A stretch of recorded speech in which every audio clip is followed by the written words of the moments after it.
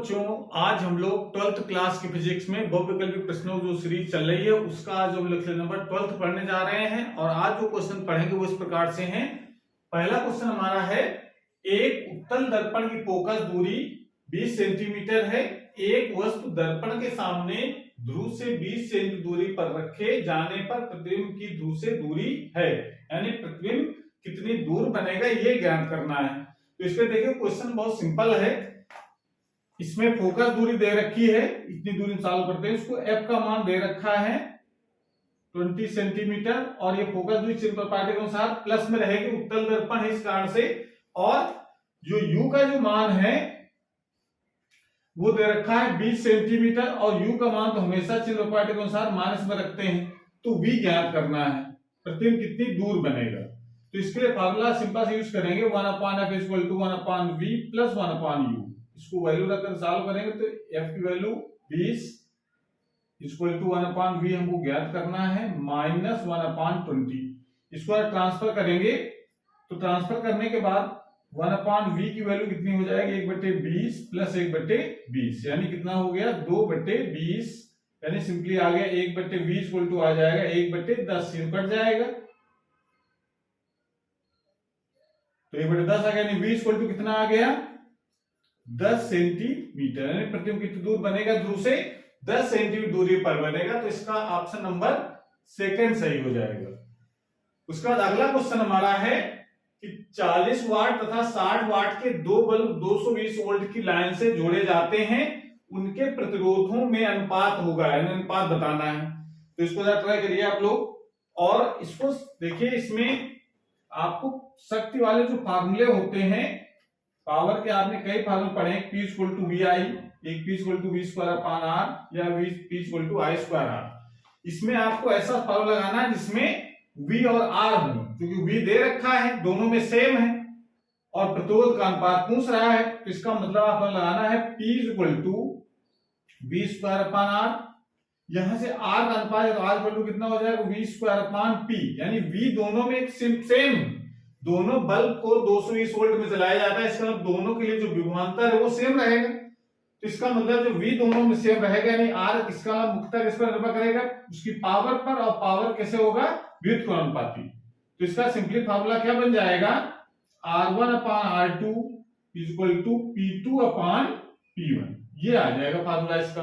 अब P2 और P1 में होगा तो P2 कितना है, दूसरा है 60 वाट का, तो 60 बटे पहला वाला है 40, कट जाएगा 0 0 कट गया, 2 से काट 2 3 6 और 2 दूनी 4, यानी 2/3/2। तो अनुपात कितना हो गया R1 अनुपात R2 का जो मान हो जाएगा वो हो जाएगा 3:2 का। तो ऑप्शन नंबर 4 सही हो जाएगा। तो इस प्रकार से इसका आंसर हम लोग निकाल सकते हैं। अगला क्वेश्चन हमारा है, तीसरा नंबर है, यदि आवेशित कण का वेग दोगुना तथा चुंबकीय क्षेत्र का मान आधा हो जाए तब आवेशित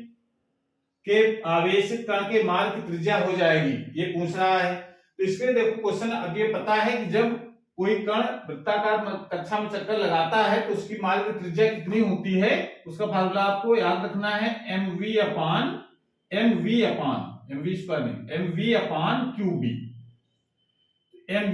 QB। अब इसमें क्वेश्चन के अनुसार कह रहा है कि वेग को दोगुना करना है, तो m और इसको कर देंगे दोगुना, 2v हो गया, अपॉन आवेश नहीं रखना है, b चुंबकीय क्षेत्र का मान आधा करना है तो b/2 हो गया। इसको सॉल्व करें तो कैसे लिख सकते हैं, 2 हो जाएगा, 2 दूनी 4 mv अपॉन QB, ये तो फार्मूला होता है। यहां से हम कह सकते हैं कि जो r' का जो मान है वो mv अपॉन क्यूबिक के बराबर है, r के बराबर, यानी r' का मान है वो प्रारंभिक जो त्रिज्या है उसका 4 गुना हो जाएगा। mv अपॉन क्यूबिक क्या लिख सकते हैं हम लोग r, तो r' मान किसका बराबर हो गया 4r। तो इसका ऑप्शन नंबर से कौन सही हो जाएगा, 4 गुना हो जाएगी। ठीक है, बस फार्मूला आप याद रखना है, r mv upon cubic, v को दोगुना कर दो, b को आधा कर दो, तो आधा करने से b का जो 2 है बटे वाला वो ऊपर चला जाएगा, 4 गुना इसका आंसर हो जाएगा। अगला क्वेश्चन इसमें कह रहा है, समीकरण दे रखा है इसमें 4H11 यानी हाइड्रोजन के 4 परमाणु मिलकर के एक हीलियम नाभिक बनाते हैं, 2 पॉजिट्रॉन निकलते हैं, ठीक है, और 26 मिलियन इलेक्ट्रॉन ऊर्जा व्यक्त करता है समीकरण 1। तो बताना है ये किस चीज को व्यक्त करता है, बीटा क्षय को, गामा क्षय को, संलयन की विखंडन। तो अब देखिए बीटा क्षय का सिंबल यहां पर जो बीटा का उत्सर्जन होते हैं क्या, बीटा तीव्रगामी इलेक्ट्रॉन होते हैं, तो यहाँ इलेक्ट्रॉन निकल रहे हैं, क्या निकल रहा है, पॉजिट्रॉन। इसका मतलब ये तो हो नहीं सकता। गामा क्षय, गामा किरणें यहां निकल नहीं रही। संलयन, अब देखो 4 हाइड्रोजन परमाणु नाभिक जुड़ करके एक हीलियम नाभिक बनाता है, यानी 4 छोटे नाभिक मिलकर के एक बड़ा नाभिक बना रहा है। इसका मतलब इस संलयन होगा, विखंडन से लेने को जो विखंडन नहीं हो रहा है, जब 4 परमाणु मिलकर के एक भारी नाभिक का निर्माण करते हैं। इस कारण इसका ऑप्शन कौन सा ही हो जाएगा, नाभिकीय संलयन की घटना हो रही है इस समीकरण में।